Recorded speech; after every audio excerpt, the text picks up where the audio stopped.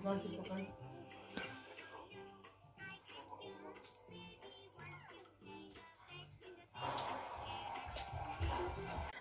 alaykum, qanday olar yaxshimi? Alloh salomat qilsin inshaalloh. Men bugun fırında churuk hamsi biliq qilmoqchi. Shuni sizlar bilan o'rtoqlashmoqchi. Oldi bilan men bu fırın qachonga taqsimga piyozni yumaloq shaklda kesib oldim. Shuni tizib olaman.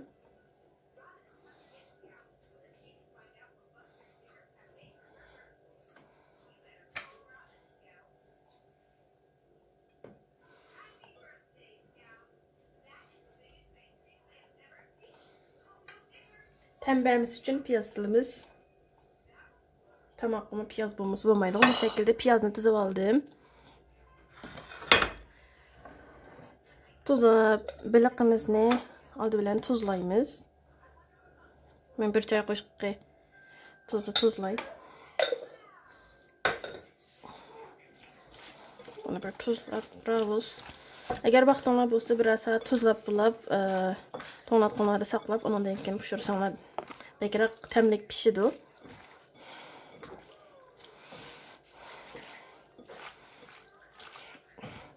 Endi men bularni quna-qunaga puchilab turib, qachonga tizaman.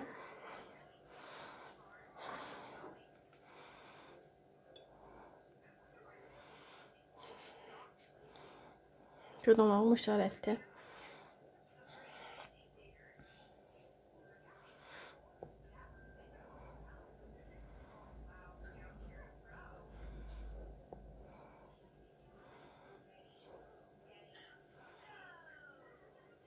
Hemmisini müşaretli puçulab turib tuzavasak buldu. Ana men biliqlarimni mush holatda tuzab oldim. Hammani misir unuğu yani qunaqunuğu puchilib oldim. Endi men ustiga yana piyoz bilan pomidor azroq tuzmoqchi.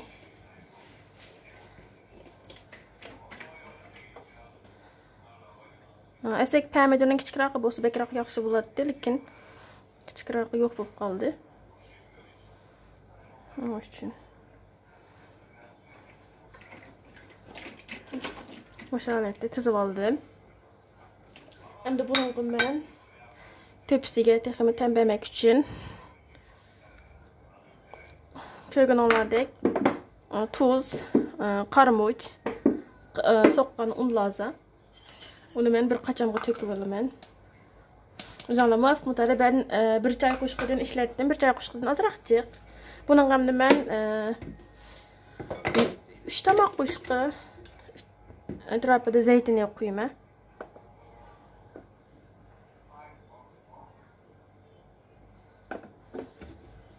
Bu şu yetadi men uchun. Bularni ravustirda bir aralashtiray.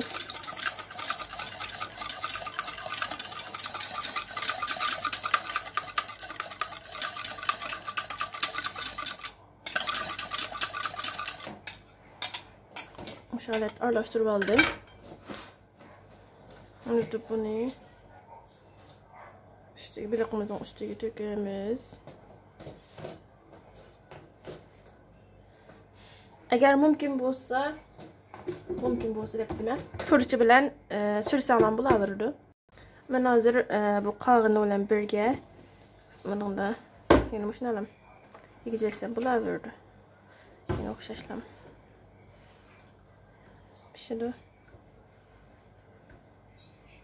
Zaten fırına kirgan chog'da, duxovka kirgan vaqtda tam bilgi bo'lib, tami erib biliqi singadi zaten. Ben fırını 200 dereceye ısıttım. Bunu da yarım saat pişirme. Hatta 40 minut pişirsen buldu. Bunu 200 derecelik fırına 40 minut bıray.